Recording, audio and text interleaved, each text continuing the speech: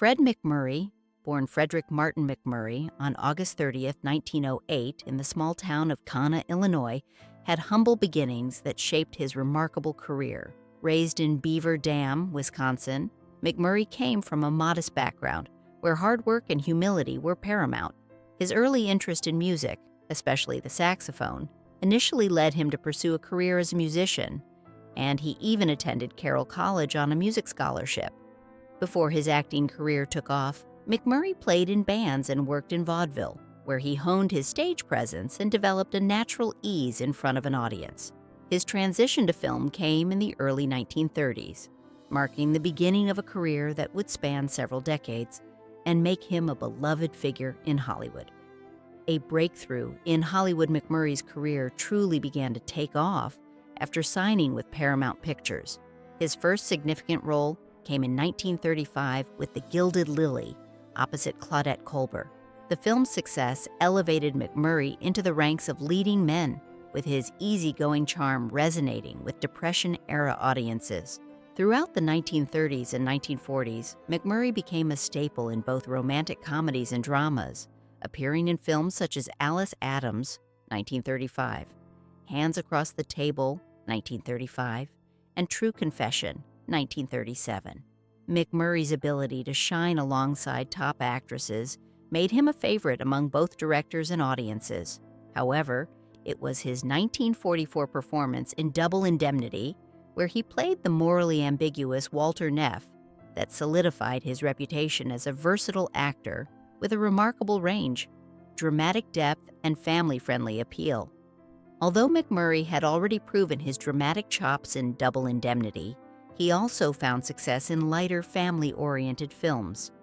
In the 1950s and 1960s, he starred in several Disney classics, including The Shaggy Dog, 1959, The Absent-Minded Professor, 1961, and its sequel, Son of Flubber, 1963. These roles showcased his ability to blend physical comedy with a grounded, relatable persona. MacMurray's association with Walt Disney Studios further solidified his image as the quintessential wholesome all-American figure. However, his most iconic role for television audiences came in 1960 with My Three Sons, where he played Steve Douglas, a widowed father raising three sons. This long-running sitcom, which aired for 12 seasons, became a beloved part of American television history and cemented MacMurray as a key figure in family entertainment. A private and stable personal life. While MacMurray's public image was built on wholesome family roles, his personal life was equally focused on family values. His first marriage to Lillian "Lily" Lamont, whom he wed in 1936, was a cornerstone of his stability.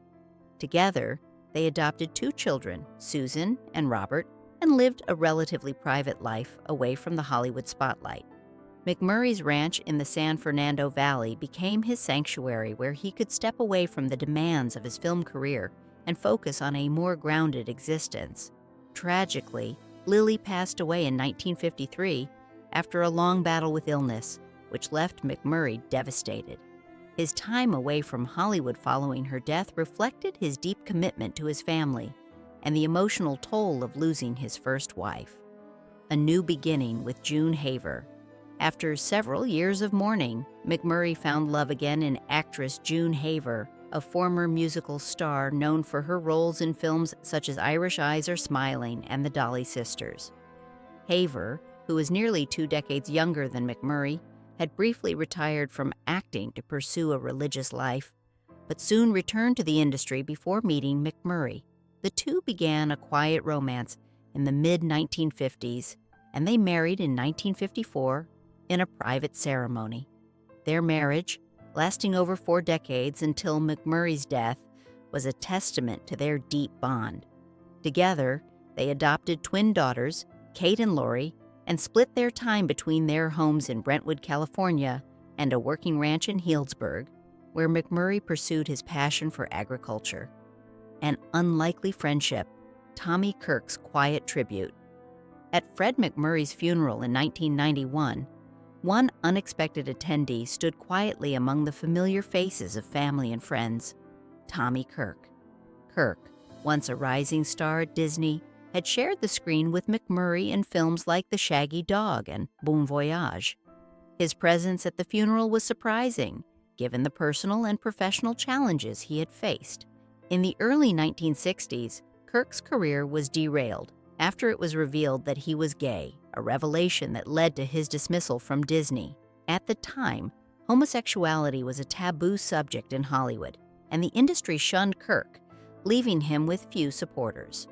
However, MacMurray had never turned his back on Kirk.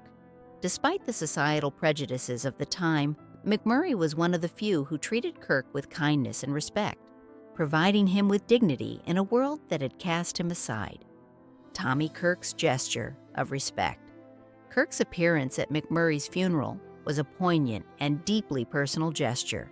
He stood at the back of the room, not seeking attention, but offering a silent farewell to a man who had been a rare source of support during a tumultuous time in his life.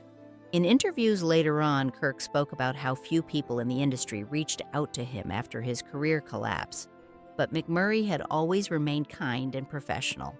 It wasn't a public display of defiance or protest. It was simply a quiet acknowledgement of the compassion MacMurray had shown him. For Kirk, MacMurray's presence in his life had been a rare beacon of decency in an industry that often demanded conformity and judgment. His attendance at MacMurray's funeral was a way to honor that. MacMurray's later years and health struggles. Fred MacMurray's health began to deteriorate in the late 1970s when he was diagnosed with throat cancer, likely a result of his lifelong smoking habit. Despite undergoing treatment, the cancer recurred in 1987, leading to further complications. MacMurray also faced the challenges of a severe stroke in 1988, which resulted in paralysis on his right side and affected his speech. Despite these setbacks, MacMurray demonstrated immense resilience. Through extensive physical therapy, he regained much of his mobility and was able to continue living a relatively active life. However, his health continued to decline due to leukemia, which he had been battling for over a decade. His prolonged struggle with cancer and illness eventually took its toll. A life marked by quiet strength and legacy. Fred MacMurray's death on November 5, 1991, was a significant loss to Hollywood. Despite the challenges he faced in his personal life and health, MacMurray's legacy as one of the most respected and versatile actors of his generation remains intact. His funeral was a somber occasion, attended by loved ones who knew him not just as an actor, but as a man of integrity and loyalty. While many mourned his passing, it was the silent gesture of his former co-star Tommy Kirk that highlighted the profound impact MacMurray had on those who truly knew him. MacMurray's ability to offer kindness and understanding in an often harsh and judgmental industry was a testament to his character, a character that continues to inspire and resonate with those who remember him. MacMurray's lasting contributions to Hollywood. Fred MacMurray's contributions to Hollywood were not just confined to his acting roles. He was a shrewd businessman who invested wisely in both real estate and agriculture. In the 1940s, he purchased MacMurray Ranch, a 1,750-acre estate in Northern California, where he cultivated crops and raised prize-winning cattle. His passion for farming and ranching allowed him to live a life that was grounded in hard work and self-sufficiency, contrasting with the glitz and glamour of his film career. MacMurray's business ventures were also astute, including investments in apartment buildings and a knitting mill. This practical approach to wealth management ensured that MacMurray remained financially secure, even as his acting career wound down in the 1970s and 1980s. The final chapter of MacMurray's life. Fred MacMurray's death marked the end of a storied career, but his legacy continues to endure. Despite facing serious health struggles, MacMurray's life was defined by resilience, loyalty, and a deep commitment to his family. His marriage to June Haver was a model of enduring love, and their partnership provided a sense of stability in MacMurray's later years. MacMurray's quiet strength, both as an actor and as a person, is perhaps best remembered in his interactions with those who knew him best, like Tommy Kirk, whose life MacMurray touched with kindness when few others did. MacMurray's legacy will live on not only through his iconic roles, but through the lasting relationships he built, proving that even in the often brutal world of Hollywood, humanity and decency can shine through.